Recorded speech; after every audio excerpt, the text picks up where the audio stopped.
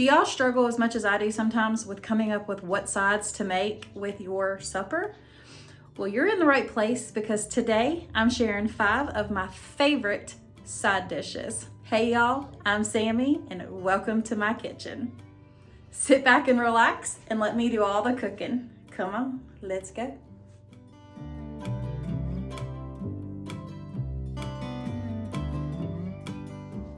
This quick and simple broccoli salad will definitely be a hit and the most easiest side dish you've ever made. I went ahead and chopped up 3 smaller size broccoli crowns just into these bite-sized pieces, and we're gonna go ahead and set this aside and get our dressing made up real quick.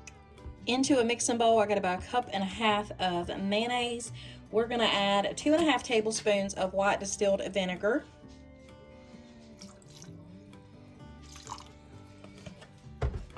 and 1/3 cup of sugar. We're gonna go ahead and get this a good mix together. So to our broccoli, we're gonna go ahead and add in some sunflower seeds. I know a lot of recipes don't call for this, but I'm probably gonna put about 1/2 cup of sunflower seeds in there. We're gonna throw in 1/2 cup of chopped up bacon, 1/2 cup of chopped up red onion, 1.5 cups of shredded cheddar cheese,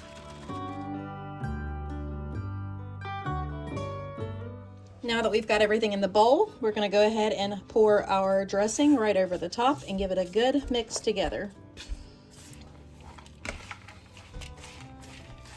Now, since we've got this mixed together, we're just going to go put our lid on it and let it sit for at least 30 minutes.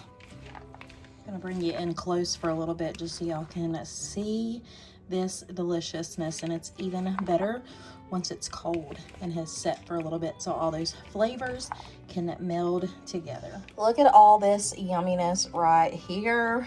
Oh my goodness, I cannot wait for it to just sit here and meld all those flavors together. I'm hungry, y'all. Can you tell?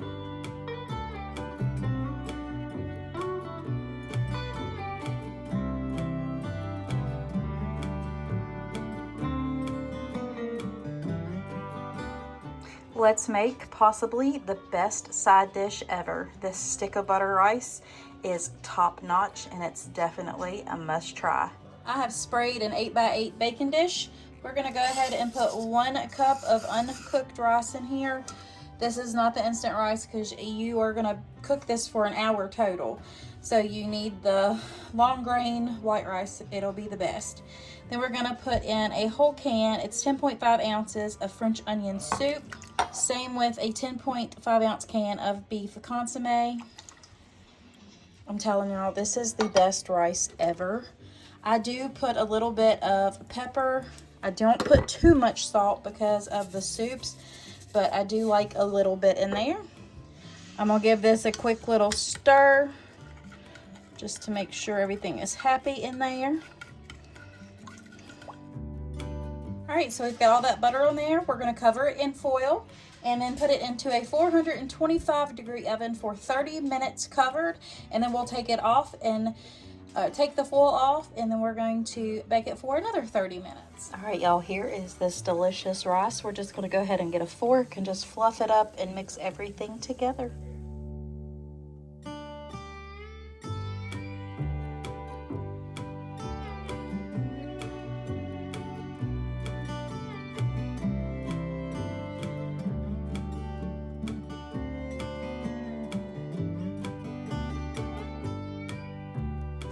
I just wanted to jump on here real quick to let you know that if you're enjoying this video, hit that red subscribe button and become part of my YouTube family, because I would absolutely love to have y'all.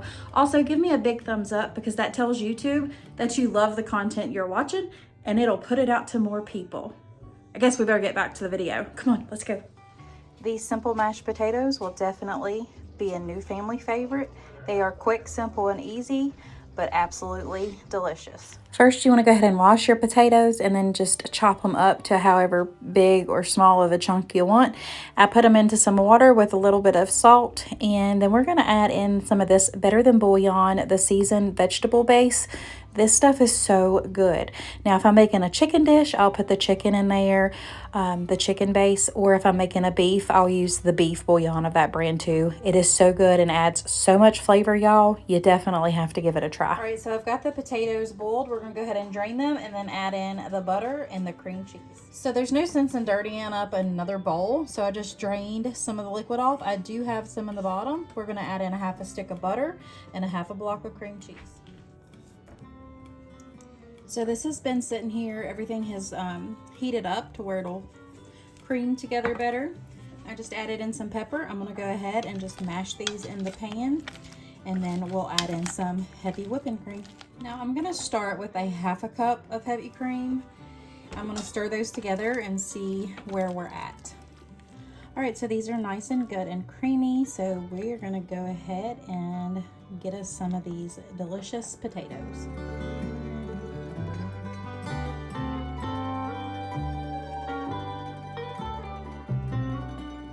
Let's get ready to make the easiest but delicious Southern hash brown casserole. Trust me, you're gonna wanna make this. First things first, we're gonna dump about 32 ounces of shredded hash browns right into this bowl. We've melted down a half a stick of butter. We're gonna pour that right over the top. Now we're gonna come in with a little bit of nature's seasoning.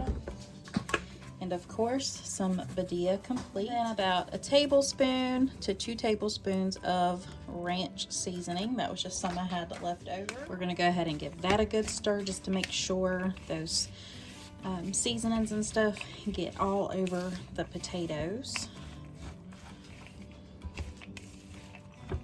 Next, we're gonna add our can of cream of onion soup, 4 ounces of sour cream.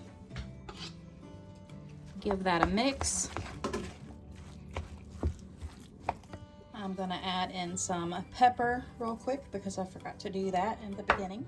And now we're gonna come in with 1.5 cups of shredded cheese. You will save the other half for the top. Now we just mix that together, and then we'll spray a casserole dish and get that right on into it.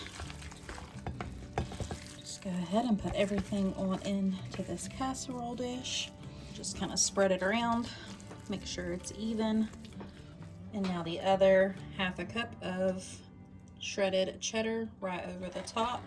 This is going to go into a 350-degree oven for 30 to 40 minutes, just depending on your oven.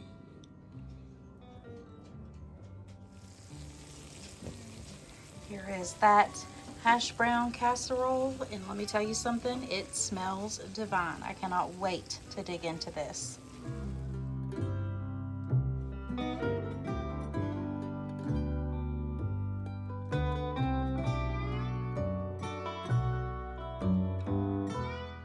Want a new way to make the best green beans ever? Definitely give this smothered green beans in a skillet a try. First, we need to put 3 tablespoons of butter into the skillet.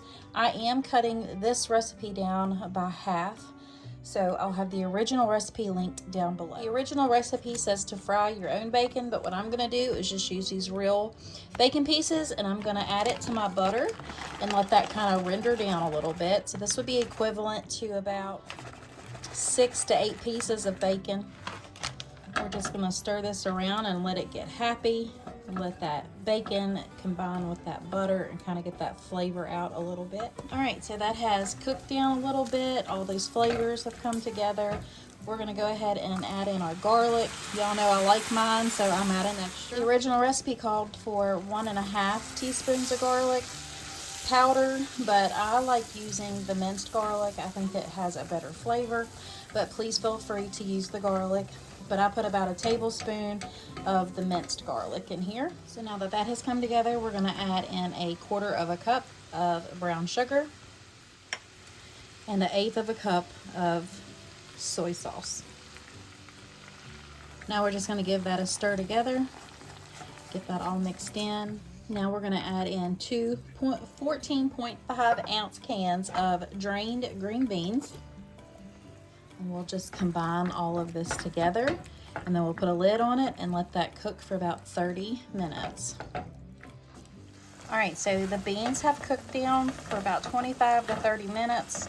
All that liquid has absorbed into them. As you can see, it's pretty much all gone. So these are ready. So we're just gonna go ahead and serve them on up.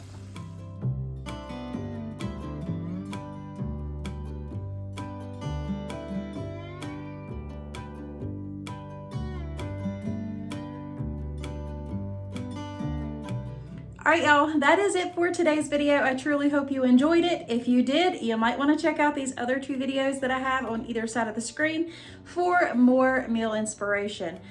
But until next time, if you are in need of prayer, please let me know below, and I would be honored to pray for you all. And until next time, God bless. Bye.